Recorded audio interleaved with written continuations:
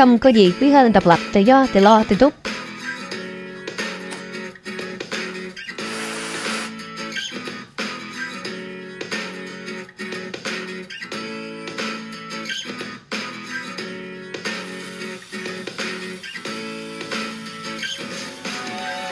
Đừng cắn nó nha, đừng cắn nó nha.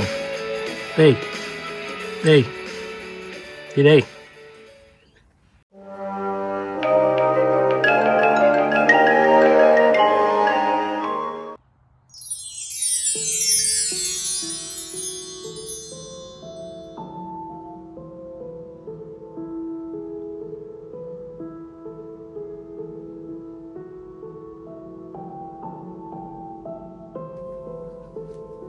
Chuẩn bị sẵn sàng chưa? 1, 2, 3. Ôi, chúng ta được tự do rồi. Nam. Không có gì quý hơn độc lập, tự do, tự lo, tự túc. Ăn cỏ thôi Soleil ơi. Mà là ăn có gì đó? Bữa nay tao thử món cỏ ba lá kìa, coi nó ngon không? Bán đi nha. Còn tôi vẫn trung thành với cỏ ba chĩa. Cỏ ba chĩa là cỏ gì mày? Mà mấy cỏ này nè, thế thì cả chĩa tôi kêu ba chĩa. Thôi bạn ăn chay đi, thì tôi đi vòng vòng mới có bắt được con chim chuột gì không? Ý, hấp dẫn nghe, chào tao đi với. Chào mọi người, hôm nay mọi người khỏe không? Có bao giờ mọi người có ý định bỏ phố về vườn chưa? Hay là mơ ước có một khu vườn thật to để trồng cho thật là nhiều cây cho thỏa thích? Nếu có thì đây là video rất hữu ích dành cho mọi người đó. Hãy xem video thật kỹ trước khi quyết định nha. Và nếu được, hãy cho tôi xin một like và subscribe kênh nhé. Tôi xin chân thành cảm ơn mọi người. Hôm nay tôi sẽ cho mọi người xem những công việc mà một người phải làm thường xuyên để đảm bảo khu vườn xanh tốt, sạch đẹp và khỏe mạnh từ năm này sang năm khác. Đó chính là công việc dọn vườn, tỉa cành và duy trì sự ngăn nắp cho vườn nhà. Để tỉa cành thì chúng ta có nhiều cách và cũng có nhiều dụng cụ khác nhau. Trước đây thì tôi tỉa cành bằng một cái kéo cắt cành nhỏ thôi. Nhưng mà thấy nó mất thời gian quá nên tôi đầu tư cái máy tỉa cây. Tôi thấy nó nhanh, gọn, lẹ và tiết kiệm thời gian quá trời luôn. Mọi người có thể mua nó trên Bunnings này, hay là eBay, hay là Amazon đều có hết trơn á. Hôm nay thì tôi sẽ dọn vườn trước. Bây giờ thì mọi người theo chân tôi để coi tôi làm gì nha.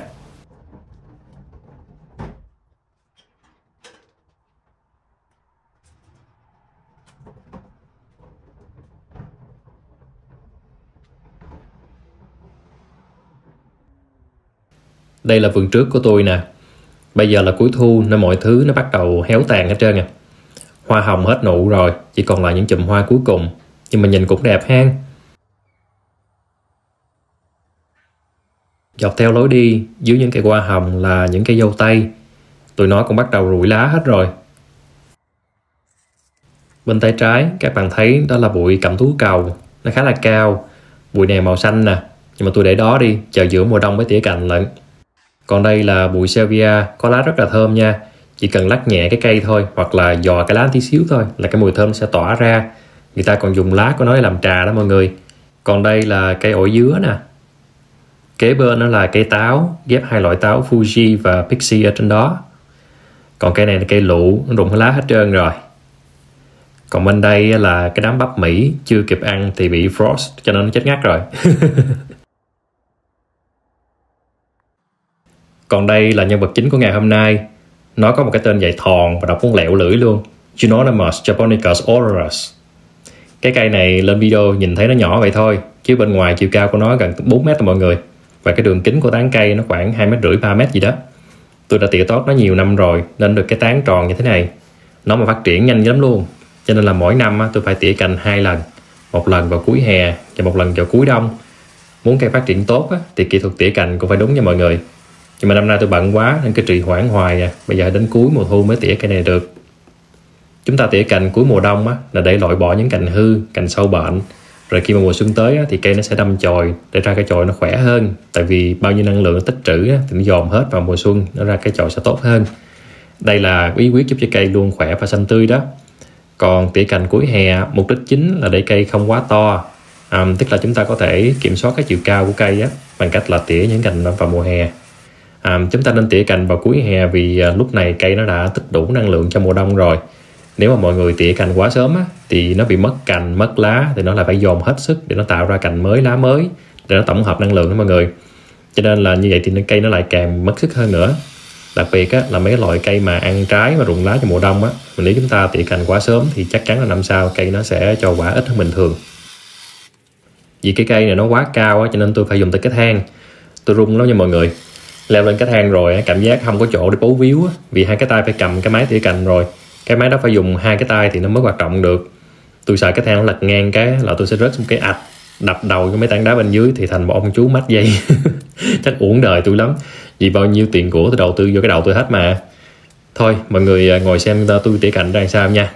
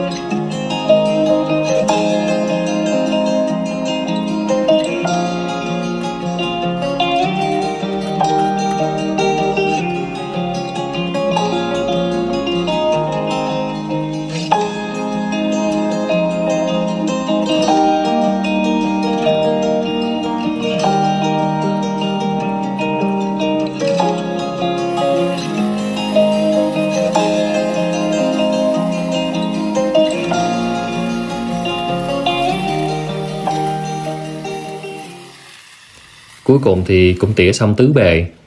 Còn trên cái chóp đỉnh của cây á, thì tôi không với tới, cho nên tôi chạy cho tôi kêu nhóc Khoa ra dịnh cái thang để tôi leo lên cao hơn và an tâm hơn để tỉa cái ngọn. Hên quá, cuối cùng thì cũng làm xong. Xong việc thì hai anh em ngồi tâm sự chuyện trời chuyện đất một lát, rồi tôi lại bắt đầu công việc dọn dẹp. Trời đất ơi, cái cây thấy có chút xíu như vậy thôi đó, mà cành của nó quá trời quá đất luôn, bỏ đầy luôn cả một cái thùng rác loại to á.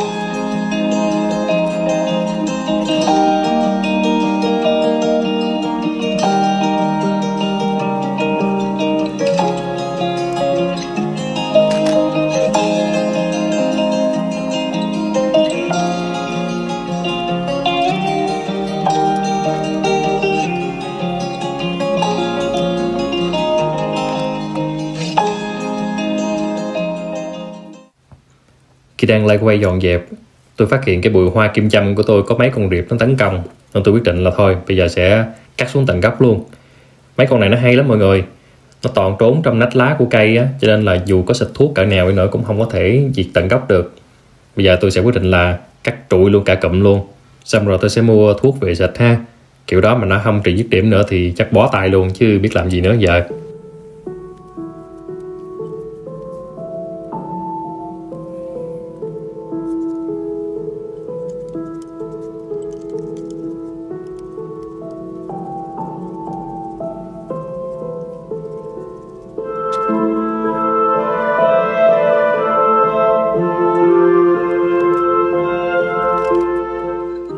Mùa thu ở Canberra cũng ngộ lắm mọi người. Thường thì mùa thu á, mình nghĩ nó sẽ là một cái mùa se lạnh rồi lất phất mưa bay đâu ha. Nhưng mà ở đây từ tháng 3 đến tháng 5 là mùa thu mọi người. Mà theo quan sát của tôi thì có lẽ đó là cái giai đoạn mà ít mưa nhất ở Canberra. Thỉnh thoảng thì cũng có mưa, nhưng mà lượng nước nó rất là ít nha. Chỉ làm ướt lá cây thôi, chứ nó không có thể nào mà thấm sâu xuống đất được. Cho nên rễ cây đâu có nước nó hút được. Nên là tôi phải thường xuyên tưới cây ha. Nhất là mấy cây tôi trồng trong chậu như vậy nè, chứ không tụi nó chết hết.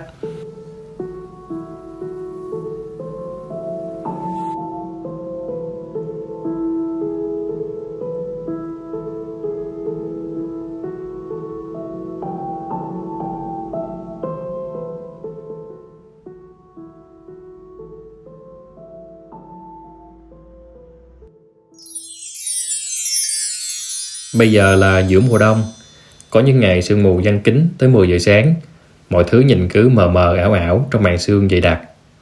Có những ngày lạnh quắn quéo, tôi chỉ muốn ngủ thôi, chứ tôi không muốn thức dậy tí nào cả. Tuy nhiên, mùa đông ở Úc thì ít ẩm đạm hơn là mùa đông ở châu Âu rất là nhiều.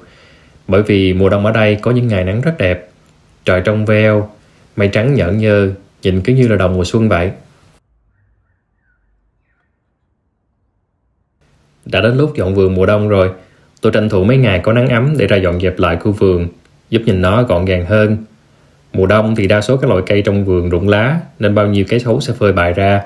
Nếu chúng ta không dọn dẹp khu vườn thì nhìn nó rất là bừa bộn. Với một người thích gọn gàng và sạch sẽ như tôi thì điều đó là không thể chấp nhận được. Cho nên tôi phải ra dọn dẹp khu vườn thường xuyên. Dọn vườn vào mùa đông còn có tác dụng khác là giúp nó chuẩn bị cho một mùa xuân hè sắp tới ra đầy hoa trái. Như tôi có chia sẻ trong một clip gần đây về việc tỉa cành cho hoa cẩm tú cầu, thì việc cắt tỉa cành vào mùa đông nó giúp chúng ta loại bỏ những cành hư hại, chỉ giữ lại những cành hoặc là những cái chồi cần giữ để cây dồn hết năng lượng vào nuôi dưỡng những cái chồi, những cái cành này. Thì khi mùa xuân hè đến, chúng ta sẽ có hoa to, quả lớn. Còn nếu chúng ta không cắt tỉa cành vào mùa đông thì hoa vẫn nở, cây vẫn kết trái thôi. Nhưng mà chất lượng của trái và màu sắc, kích thước của hoa chắc là không có ấn tượng lắm đâu. Tin tôi đi, tôi làm vườn 4 năm rồi, nên tôi cũng có quan sát và trải nghiệm về những việc này.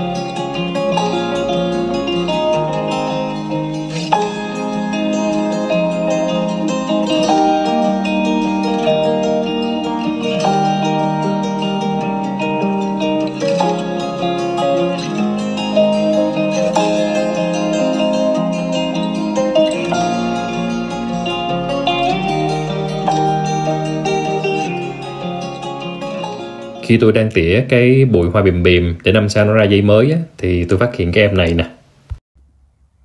Hello rắn mối. How are you? Đi chỗ khác chơi đi trời. Đi kiếm chỗ trốn đi. Thì tối nay lạnh đó. Tối nay lạnh là mày chết cống đó. Còn nếu mà mày không chết cống á, thì coi chừng con Soleil mà thấy mày cái là mày tàn đời đó.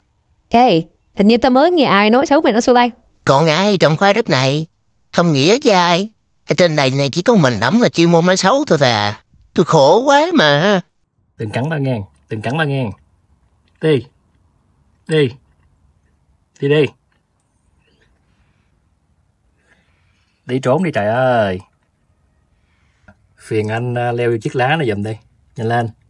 Xong mà tôi chuyển anh đi chỗ khác nha. Cho anh không có đỡ bị lạnh nha. Nhanh lên.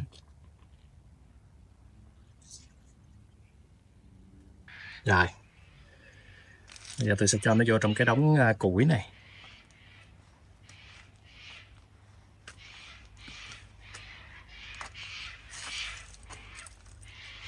Trong đây ấm nè. Rồi, bye bye nha. Đây là đám dương sĩ xương cá của tôi nè. Tụi nó đã ở trạng thái như vậy được 2 năm rồi. Tại vì rậm rạp quá cho nên tụi nó bị nấm mốc hay là bị mấy con riệp hút sáp cây á, tấn công. Nhìn giống như là cây bị chết nhát ghê ạ. Bây giờ thì tôi sẽ cắt sạch sẽ hết luôn, không chừa gì hết á. Xong rồi tôi sẽ phun thuốc diệt nấm hay diệt côn trùng có hại cho cây. Xong rồi á, thì tôi sẽ tưới ít phân đạm rồi phủ lên một ít phân bò, đảm bảo là sang xuân chồi sẽ mọc lên liền. Cây thì chắc là sẽ thưa hơn đó, nhưng mà nó sẽ giúp không khí lưu thông tốt và cây sẽ không bị bệnh nữa.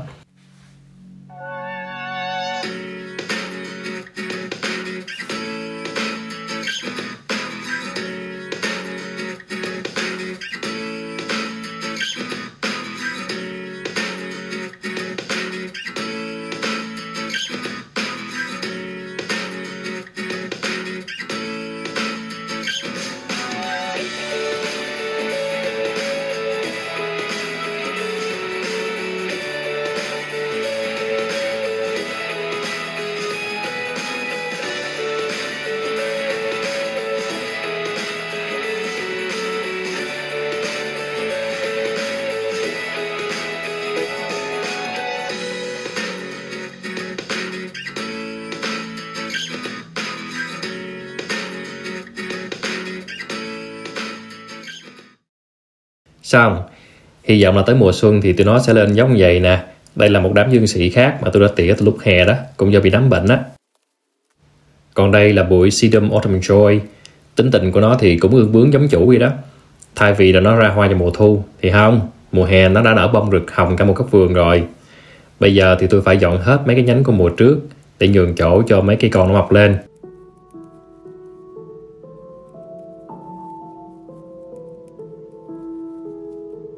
Còn đây là 2 chậu hoa lily của tôi nè. Sau khi hoa nở xong á, thì tôi cắt hết hoa ha. Rồi sau đó tôi để vậy cho đến khi cái thân của nó đó, nó khô quắt lại như vậy nè, thì tôi mới cắt bỏ cành khô. Sau đó thì khoảng cuối tháng 8 ha, tôi sẽ bón ít phân NPK rồi phủ lên một lớp phân chuồng. Vậy là đủ để cho nó sống 1 năm luôn rồi đó. Và đây là cái sân sau một hồi dọn dẹp, hết sức là ngổn ngang bề bộn luôn á. Xong rồi đó, bây giờ làm gì kế tiếp? Bây giờ là phải dọn mấy cái đống rác này đem đi đổ. Hoặc là mọi người có một lựa chọn khác, đó chính là đem đi ủ phân. Tuy nhiên, ngày hôm nay thì Nghĩa sẽ lựa chọn là đem bỏ vô thùng rác. Tại vì mấy cái cây dương sĩ của Nghĩa đó mọi người, có vẻ như nó bị bệnh bệnh gì chết nhát ấy. Nó có một số cái loại nấm ở trên lá, cho nên là Nghĩa không nghĩ là Nghĩa sẽ bỏ nó vào trong cái thùng ủ phân của Nghĩa. Tại vì nếu làm như vậy á, thì khi mà Nghĩa lấy cái phân đó ra Nghĩa bón những cây khác á, thì mấy cái loại nấm này nó có thể là nó sẽ bay lên bám vào lá của những cây khác và làm cho những cây khác nó bị bệnh luôn. Cho nên là cách an toàn nhất á, là đem bỏ vào thùng rác thôi. Đó. Ok, rồi tiếp tục công việc thôi.